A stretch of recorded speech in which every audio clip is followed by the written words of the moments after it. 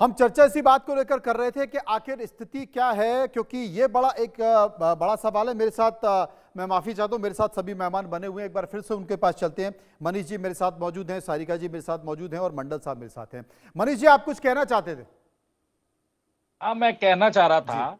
Actually मैं आपको पहले तो धन्यवाद दूंगा कि मैं जो कहना चाह रहा था आपने उसका पुख्ता सबूत दे दिया। जी अब देखिए, आरक्षण की व्यवस्था संविधान में इसलिए की गई थी कि जो लोग कहीं न कहीं विकास की मुख्य धारा में नहीं आ पाए, उनको आरक्षण के माध्यम से मुख्य धारा में लाया जाए।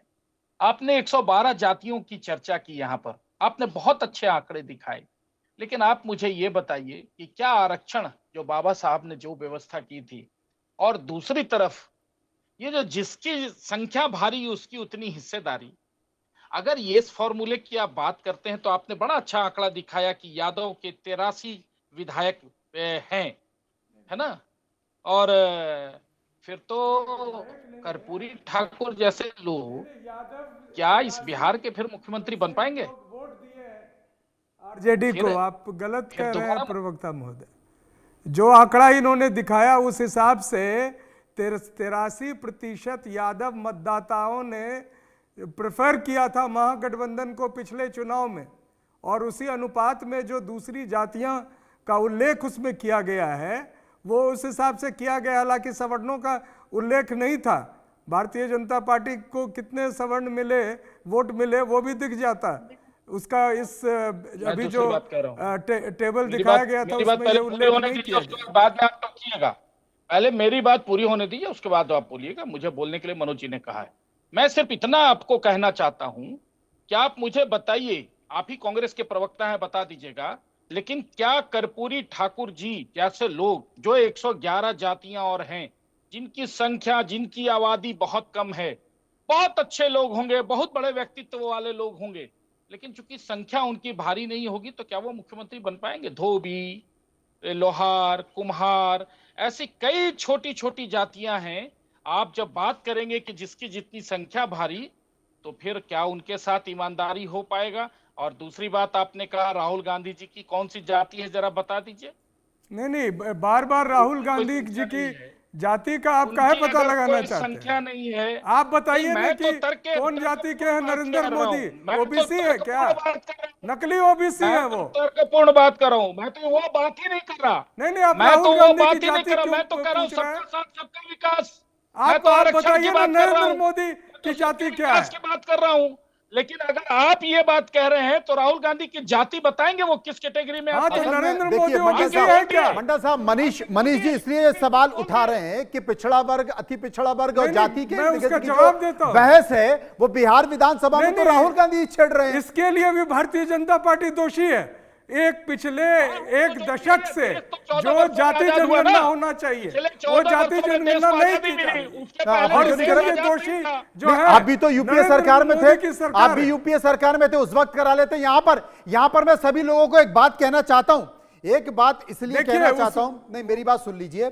केंद्र सरकार में जब यूपीए की सरकार थी तब भी, और अभी जब एनडीए की सरकार है तब भी ऐसा कोई प्रावधान नहीं है वहां पर अति पिछड़े वर्ग का। ये केवल राज्यों में है, केंद्र में ऐसा कोई अति पिछड़े वर्ग का प्रावधान नहीं है। जाति जनगणना जो मनोज सर जो उसका इसलिए जरूरी पड़ गया, जो बात हमारे मनीष भाई उठा रहे हैं, मनीष पांडे जी, उसी संदर्भ में ये है कि जो बात वो कह रहे हैं कि न्याय हो रहा है कि नहीं। आपको पता है, जानकारी लेके बैठा कीजिए सूरज जी, उन्होंने तो सिरे से नकार दिया उसको। जाति जनगणना होगी तब तो आपकी बात को पुष्टि की जाएगी। सारिका जी बता दीजिए राहुल गांधी ने, जरा सारिका जी का मदद ले लीजिए सूरज जी। आप सारिका जी नहीं, मदद क्यों लेंगे? हमसे अधिक आपको मालूम है क्या? हमसे अधिक मालूम है, हम इसी पर रिसर्च किए हुए। छोड़िए भाई, वो आप लोगों ने तो आप जाति जनगणना नहीं होने दिए। पहली बात, आप लोगों ने तो 35 वर्षों तक देश का कल्याण किया भाई साहब। आप भाजपा वालों से ज्ञान में आपको कमी कैसे हो सकती है? पहले व्यक्ति देश का बंटाधार कर दिया, आप इतने ज्ञानी हैं। मैंने कहा कि भाई आप सारिका जी से जरा पूछ लीजिए कि राहुल गांधी ने बिहार के जनगणना पर क्या कहा था। अमित शाह ने क्या कहा बोलिए पर बहस कीजिए। अमित शाह ने क्या कहा मनीष जी, उस पर भी बोलिए पहले। भैया अमित शाह ने क्या कहा जाति जन सर्वे के बारे में? आप डाइवर्ट विषय को डाइवर्ट विषय के सर्वे के दो सवाल बचे हैं। सर्वे के दो सवाल बचे, एक बार उन सवालों को भी ले लेते, उसके बाद में सारिका जी के पास चलूंगा। एक और सवाल हमने लोगों से पूछा कि क्या अति पिछड़ा वर्ग कार्ड के जरिए महागठबंधन सत्ता में वापसी कर पाएगा? 57% लोगों ने, 57% लोगों ने कहा बिल्कुल कर पाएगा, 33% लोगों ने कहा नहीं कर पाएगा और 10% लोग इस पर कुछ भी कहना नहीं चाहते। सर्वे का एक और सवाल, आगामी बिहार विधानसभा में कांग्रेस के सियासी वजूद पर आखिर आपकी राय क्या है?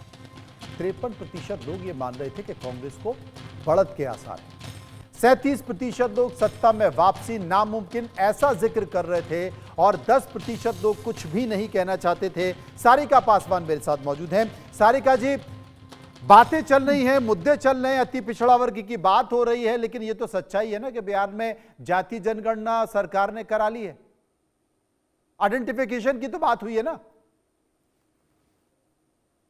नहीं, बिल्कुल जाति आधारित गणना तो बिहार में हुई है, लेकिन क्या उस आरक्षण को लागू किया गया बिहार में, ये बहुत बड़ा प्रश्न है। हम बार बार बातें कर रहे हैं कि आजादी के इतने वर्षों के बाद ये वो, लेकिन असल सच्चाई तो ये है कि आजादी के इतने वर्षों के बाद भी कुछ जातियां, कुछ ऐसे लोग हैं जिनकी अभी भी समाज में मुख्य धारा में उनकी उपस्थिति नहीं दर्ज हो पाई है। आज भी उनको लोग उतने ही नफरत, उतने ही हे की दृष्टि से देखते हैं। और कहां से ये नफरत और कहां से ये वैमनस्यता आती है और कौन लोग हैं जो इसके पीछे हैं, उन लोगों को तलाशना बहुत जरूरी, उन लोगों को खंगालना बहुत जरूरी है। आज हमारे मनीष पांडे भाई बोल रहे थे कि अगर 1% लोगों की जिस जाति की जो संख्या है तो क्या उनको कभी वो मौका मिल पाएगा? बिल्कुल मिलना चाहिए। लेकिन आज जिन लोगों की 2% की जनसंख्या है, उन्हें क्यों इतनी ज्यादा जगह और इतनी ज्यादा सीटें उन्हें मिल जा रही हैं? जो 2% के लोग हैं, जो 3% के लोग हैं।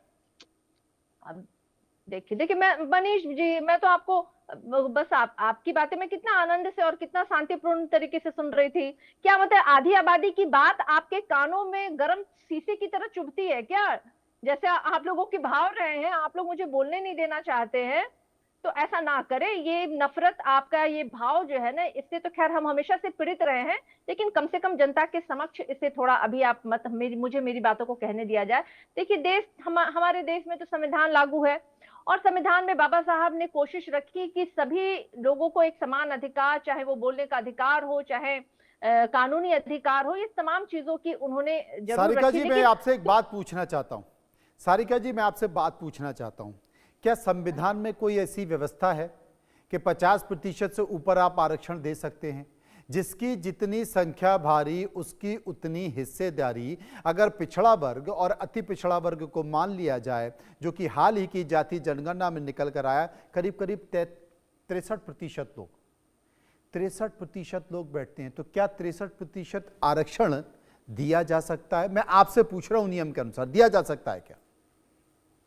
देखिए मनोज जी, सबसे पहले तो हमें इस बात को जानना पड़ेगा कि बाबा साहेब ने आरक्षण की बात क्यों की और क्यों आरक्षण देश में हमारे लागू हुआ। नहीं, बाबा साहब के हिसाब से तो आरक्षण खत्म हो जाना चाहिए था अभी तक।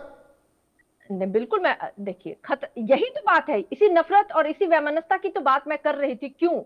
क्या जो आरक्षण देने के पीछे जो उद्देश्य था, क्या उस उद्देश्य की पूर्ति हो गई?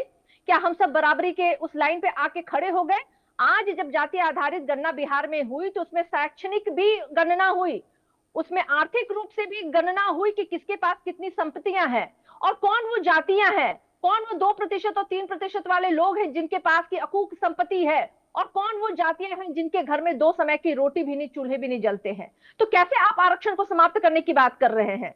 अरे जिनके पास आज घर में उन्हें पता है कि हैंड टू माउथ की स्थिति है, आज कमाएंगे तो आज खाएंगे, कल की उनके ना रखने की तो सारिका जी ये भी होना चाहिए, सारिका जी, मनीष पांडे जी, मंडल साहब, ये भी होने चाहिए कि जिस व्यक्ति को परिवार को एक बार आरक्षण का लाभ मिल गया तो उसे आरक्षण का लाभ न मिलते हुए वो आदमी जिसके घर में रोटी नहीं है, जिसे असली आरक्षण की जरूरत है, उसे आरक्षण मिले।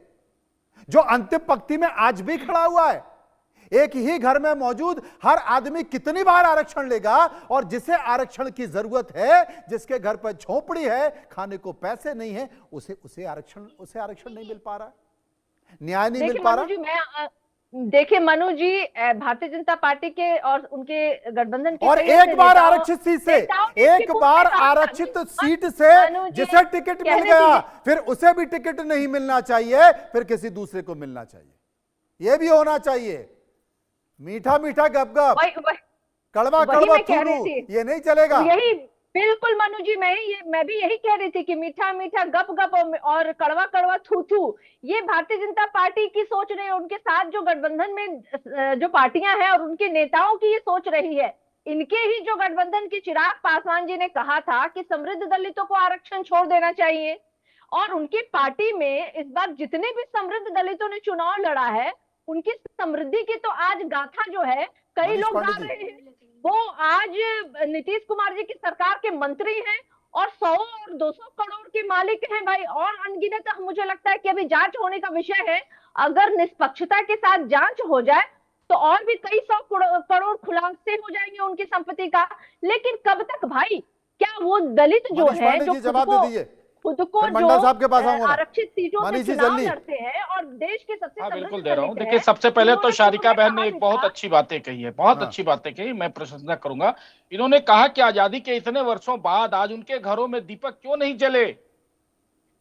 शारिका बहन, यही सवाल तो हम भी पूछना चाहते हैं कांग्रेस से कि कांग्रेस, राहुल गांधी, 55-60 वर्षों तक आपका शासन रहा। बाबा साहब की जो कल्पना थी, जब बाबा साहब के जो संकल्प थे उस समाज के लिए, वो 55-60 वर्षों में क्यों नहीं पूरे हुए। अगर आप पूरा कर चुके होते तो हम उसके आगे की गाथा आज लिख रहे होते, लेकिन आज वह पूरा नहीं हो सका। लेकिन आप क्या कर रही हैं? आप 20 सालों की गाथा बता रही हैं। मैंने आपके बीच में नहीं बोला, मैंने आपके बीच में नहीं बोला। जवाब दे देता हूं, और मनोज भाई जो प्रश्न आपने भी किया उसकी भी जानकारी दे दीजिए कि जो मनीष भाई, 1 मिनट मेरी बात पूरी हो जाने दीजिए। भाई पहले पिता, फिर पुत्र, फिर पुत्री, भाई कितने लेयर को आरक्षण देना है जरा पहले। नहीं, वो तो आप क्रीमी लेयर को लागू कर ही दिए, तो क्या बात कर रहे हैं? उसके बाद तो आप दलितों में भी क्रीमी लेयर कर रहे हैं लागू। बेटा बनेंगे, फिर नहीं, वो अपनी जगह पर है। जितने तमाम सरकारी प्रतिष्ठान है उसका निजीकरण हो चुका है, उसमें आरक्षण लागू नहीं है। उसमें कौन लोग हैं ये भी बता दो। दूसरी 5 मिनट का कम से कम दिया जाए। जो मनोज भाई बोल रहे थे कि ये जो बाबा साहब ने जो कहा उसका बैकग्राउंड है राउंड टेबल कॉन्फ्रेंस, और राउंड टेबल 30 सेकंड मनु जी, 30 सेकंड वो उस आधार पर आगे दूसरा नहीं है इनके लिए। इसका ये जो बात करते हैं जितनी संख्या भारी, तो संख्या भारी बिहार में है तो सिर्फ तेजस्वी यादव रहेंगे मुख्यमंत्री। छोड़िए ना, एक भी हाईकोर्ट जज, उत्तर प्रदेश में सिर्फ अखिलेश यादव रहेंगे। एक इनकी भारी और छोटी छोटी संख्या वाले कभी मुख्यमंत्री का सपना नहीं देख सकते, कभी विधायक नहीं बन सकते, पूरे के पूरे ओबीसी समाज से, पूरे के पूरे जो केंद्र सरकार के जो सचिव हैं उसमें एक भी नहीं है।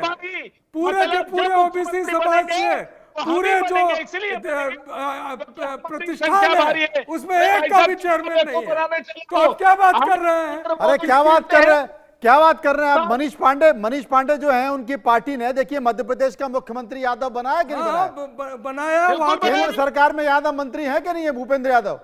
नहीं, मैं मंत्री की नहीं, मैं सचिव की बात कर रहा हूं। मैं तमाम जो ऐसे पदों पर बात कर रहा हूं। आप सचिव, जॉइंट सेक्रेटरी और सचिवों की बात कर रहे हैं। यहाँ तो बीजेपी ने पूरा यादव मुख्यमंत्री बना दिया, डॉक्टर मोहन यादव को। अरे और सबसे बड़ी बात देखिए मंडल जी, पहले जरा पूछिए कि राहुल गांधी ने बिहार की जनगणना पर क्या कहा था।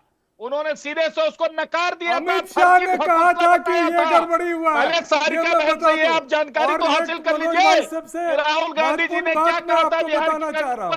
और ये जो देखिए, ये सिर्फ बात आज आपने जो चर्चा की है वो अपनी भाई ऐसा है सूरज भाई, लेकिन अडानी को पूरे कहलगांव में जो पीरपैंती में 1050 एकड़ राहुल गांधी दे दिया गया है। देखिए, अगर ये लिस्ट निकाल के नहीं, अगर ये लिस्ट निकाल कर आप बैठेंगे ना, तो फिर यूपीए सरकार ने भी कितने उद्योगपतियों को कितने माइंस दिए हैं और कितनी जमीनें दी हैं। देखिए, आपको अगर औद्योगिकीकरण करना, ये बात सही है कि पर्यावरण संरक्षण होना चाहिए, पर्यावरण संरक्षण होना चाहिए। लेकिन अगर आप कहेंगे कि साहब कोई मायने दी उसमें इतने पेड़ लगे हैं, तो ये कोई मतलब थोड़ी होता है। अगर वहां पर तमाम उद्योग लगने हैं तो वो तो कहीं ना कहीं शिफ्ट किए जाएंगे ना। इसको दिखाया, उसे गिरफ्तार कर लिया गया है, और ये बीजेपी की सरकार ने ऐसा है सूरज जी, वहां पर। ऐसा है सूरज तो जी, ये आपके बता दूं कि कांग्रेस इस तरह की पार्टी तो बातें के बिहार में पापों हो का रही है। घड़ा इतना भरा हुआ है। अब देखिए क्या है, आप बिहार वही बात में कीजिएगा, कांग्रेस को 20 साल किसने तक हटाया आपने सत्ता से? कितना मनोज जी, बड़ा मनोज जी, 200 बिहार में करोड़ ले कांग्रेस गए को अशोक सत्ता से चौधरी, किसने हटाया? आप और सम्राट लालू चौधरी प्रसाद क्या क्या ले गए। ये मनीष पांडे जी मेरी एक समझ, पांडे जी मेरी एक चीज समझ में नहीं आ रही है। ये कह रहे हैं कि साहब अशोक चौधरी 200 करोड़ रुपए ले गए हैं। आज अशोक चौधरी ने जो है 70,000 करोड़ मानहानि का कहा है। अरे साहब मंडल साहब, 70,000 करोड़ की अशोक गबन हुआ चौधरी है ने मानहानि बीजेपी का सरकार केस कर द्वारा। दिया है। इस आरोप पर मानहानि का केस कर दिया है उन्होंने। लेकिन एक बात और है मनीष पांडे साहब, मनीष पांडे जी एक बात और है कि जहां पर धुआं नहीं होता वहां आग नहीं होती। ये जो आरके सिंह हैं, उन्होंने तो आपके उप मुख्यमंत्री पर आरोप लगा दिया भ्रष्टाचार का। वो खुद इस बात का जिक्र कर रहे हैं और कह रहे हैं कि लोग कह रहे हैं कि साहब ये पार्टी से बगावत हो सकती है, तो वो कहते हैं कि बगावत हो सकती है तो इसे बगावत ही मान लो जाओ। मनोज भाई जो सिर्फ ये वो एक देखिए नेता देखिए सीएजी का ऐसा रिपोर्ट मनोज तो जी, देखिए, मनोज जी ऐसा 70,000 करोड़। पांडे जी का जवाब इस पर ले और लें। चूहे अरे पी गए महत्वपूर्ण बात है, शराब। महत्वपूर्ण बात है, जवाब ले लेते हैं। हाँ पांडे जी जवाब। अरे भाई ऐसा है कि सबसे बड़ा महत्वपूर्ण बात यह है कि बिहार में कांग्रेस को क्यों रिप्लेस किया था राजद ने। इसीलिए ना सारिका जी कहेंगी कि भाई अब आप भी वो replace हो 2% लोग शोषण करते थे। अरे तो किसके समय में शोषण हुआ, किसने शोषण करवाया, जरा ये भी तो पूछिए ना। कांग्रेस ने करवाया शोषण, और आज आप उसी के साथ यहाँ सरकार में बनने के लिए, सत्ता हासिल करने के लिए, सारा अतिक्रमण करने के लिए बैठे हैं। अरे भाई जिस कांग्रेस ने 55-60 वर्षों में समाज के एक वर्ग को कष्ट पहुंचाया, आज आप उसके साथ हाथ मिला रही हैं। भाई भारतीय जनता पार्टी की स्थापना और भारतीय जनता पार्टी सत्ता में तो 2014 में आई, लेकिन ये सारी पूरी सत्ता और पूरी व्यवस्था तो कांग्रेस के हाथों में थी। अब अगर आरक्षण का लाभ सही से नहीं मिल पाया तो हमको लगता है कि कांग्रेस से यह सवाल पूछा जाना चाहिए।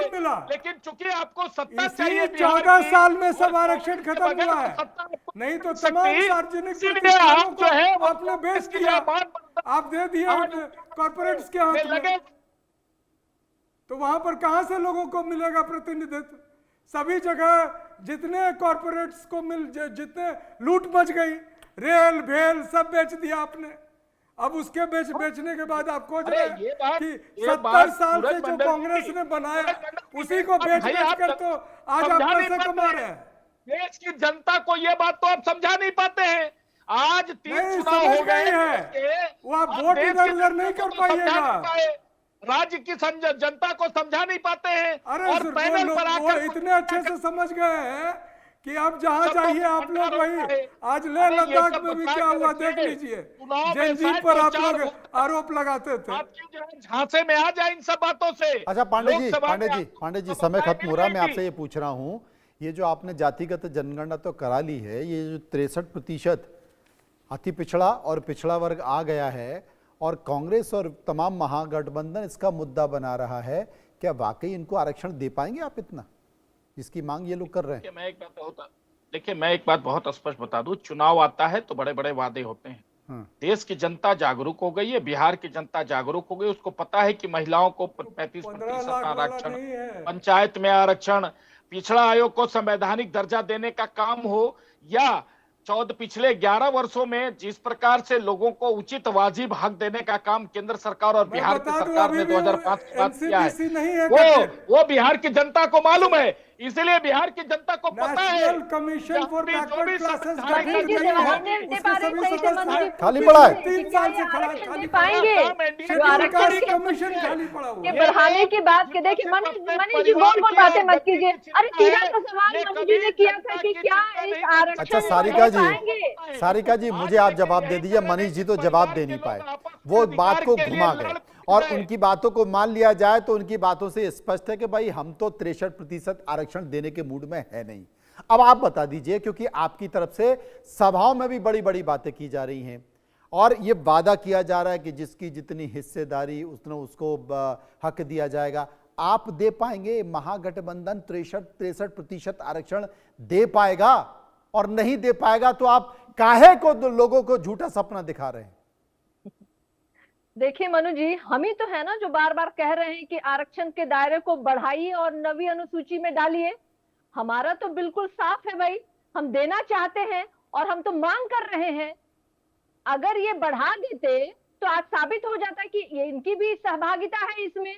हम तो कह रहे हैं श्रेय भी ले लीजिए, आप ले लीजिए कि आपने करके दिखाया, लेकिन कम से कम बढ़ाए हुए आरक्षण को आज से लागू तो करवा दीजिए। तो देखिए ये तो स्पष्ट है मनु जी कि ये कितनी भी बातें कर ले, ये पिछड़ों को, अति पिछड़ों को, दलितों को ये बरगला करके राजनीति में लंबे समय से टिके रहना तो चाहते हैं, लेकिन जब बात उनके अधिकार देने की आती है तो इनकी रूह कांप जाती है, क्योंकि इनकी विचारधारा शुरू से यही रही। मैंने आपको जिक्र किया कि कर्पूरी ठाकुर जी के साथ इनका व्यवहार क्या रहा। उसके बाद लालू प्रसाद यादव जी, जो पिछड़े समाज से एक आने वाले एक मुख्यमंत्री जब बनाया गया तो कितना इनके कलेजे पे सांप लौटता था, कितने षड्यंत्र के तहत उनको राजनीतिक षड्यंत्र के तहत उनको फंसाया गया।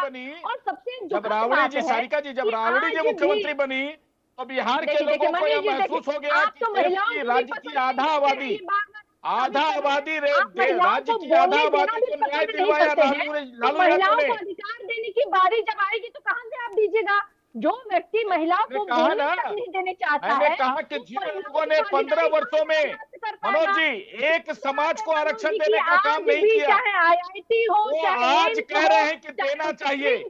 जब सत्ता मिला तब तो दिया नहीं, आज जब सत्ता से पिछले 20 वर्षों से बेदखल कर दिए गए हैं तो आज इनको आरक्षण याद आती है। इतनी संख्या होने के बावजूद भी कब मिला है उनको भागीदारी वहां से नहीं की जा रही है। किसी ने दिया, केंद्र में मोदी जी ने नॉट दिया। सुटेबल, ये क्या होता है? नॉट सुटेबल जैसे शब्दों का इस्तेमाल। मंडा साहब, एक सवाल मेरा भी आपसे, ये जो आपने अति पिछड़ा वर्ग का विजन डॉक्यूमेंट लेकर आए हैं, ये जो अति पिछड़ा न्याय संकल्प आपने किया है, आपको लगता है कि इससे फायदा होगा? क्योंकि देखिए छोटी मोटी आबादी नहीं है, करीब 36% आबादी है अति पिछड़ा वर्ग की बिहार में, और पिछड़ा वर्ग को अगर जोड़ दिया जाए तो ये करीब 63% हो जाता है। क्या इसी 63% के इर्द गिर्द कांग्रेस और महागठबंधन अपना सियासी वनवास खत्म करना चाहता है? देखिए, लोकतंत्र की बहुत बड़ी खूबी है कि आपको जनता से रूबरू होकर उनके समक्ष अपनी बात रखनी होती है। राहुल जी ने इस बात को बखूबी प्रयास किया है, और निश्चित तौर से अगर कांग्रेस पार्टी रहती है गठबंधन में, जो सत्ता में कोई शक है क्या? नहीं, मेरा ये कहने का मतलब है सत्ता में अच्छा, आती है हाँ। तो उसमें ये प्रयास निश्चित तौर से किया जाएगा। और ये उस तरह की खोखलेवादी नहीं होंगे कि 15 लाख हम दे रहे हैं आपको, या सारे काले धन ले आए, 2 करोड़ नौकरी दे रहे हैं।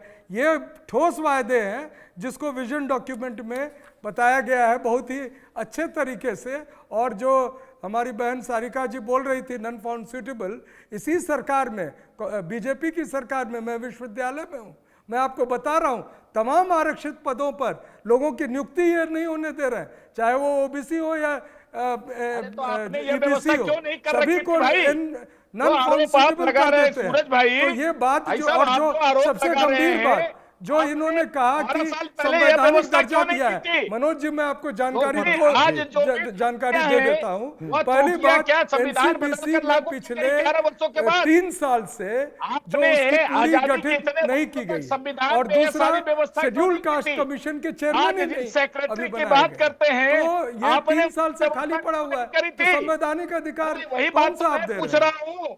ये जो कांग्रेस के 55 वर्षों का पाप है, यह पाप अगर नहीं हुआ रख रहे हो आप, तब गए आप 14 साल में 2014 से लेकर इतनी पाप कर चुके कि वो गुलने वाला नहीं है। हर जगह आपको वोट चोर एक जगह पे व्यक्ति आप सत्ता में है, बिहार में इस तरह की दलीलें लेकिन आपने और यहाँ पर वो गिरिराज सिंह बोल रहे थे नेपो किड है, जय शाह है नेपो किड, जो बाकी अनुराग ठाकुर है नेपो किड, ये सारे लोग नेपो किड है। और ये कहीं से सीख के आके आप जबरन घुसेड़ देते हैं इन शब्दों को। जिनका मतलब पूरे आपको राहुल नहीं समझ गांधी में के आता। पूरे खानदान ने देश को अपनी बपौती समझ रखी थी। इंदिरा हाँ, गांधी वो ने, लूटिए, राजीव आप गांधी ने, लूटिए। उनके सारे लोगों जो ने बपौती लूटपाट की समझ रखा आपकी था। बन गई, आज आप लूटिए और देश को दिखा दीजिए हमारे कि प्रधानमंत्री कैसे और आपने हमारे इलेक्ट्रल बॉन्ड में जी लूटा, लगा कैसे आपने प्राइम और मिनिस्टर हितों की रिलीफ बात फंड करते को हैं। छोड़कर अब प्राइम मिनिस्टर पीएम केयर में 20 लूटा। वर्षों के बाद इन सारे लूट कुमार का तो को ब्यौरा आप दे नहीं पाएंगे हटाने के किसी, लिए आप नहीं केवल छूट रहे। चिल्लाकर हमारी आपकी बातों को हालत नहीं खराब हो सुनने रही है। देंगे, आप न हमारे मशक्कत कर रहे हैं, दर्शक मेहनत को कर रहे हैं। और न कि लेकिन जनता एक को, लेकिन खंभा, एक जनता खंभा भी आप सुनेगी, हिलाने की निश्चित स्थिति में नहीं तौर है। से सुनेगी। इसकी आज वजह है मनोज भाई के समक्ष जो में जनता से अपनी बात रख कमिटमेंट रहा किया गया, हूँ, लेकिन जो वो बात हम लोग कमिटमेंट बोल पूरा चुके करने हैं का वो काम दूर किया तक है। देखिए साहब, ये जो पिछड़ा वर्ग और अति पिछड़ा वर्ग की बात निकली है, ये इस विधानसभा चुनाव में, बिहार चुनाव में दूर तक जाएगी और इसका इंतजार करके रहिएगा। फिलहाल मैं शुक्रिया करूंगा मनीष पांडे जी का, शुक्रिया करूंगा सारिका जी का, शुक्रिया करूंगा डॉक्टर सूरज मंडल का, जो मेरे साथ इस चर्चा में मौजूद रहे। फिलहाल एक छोटा सा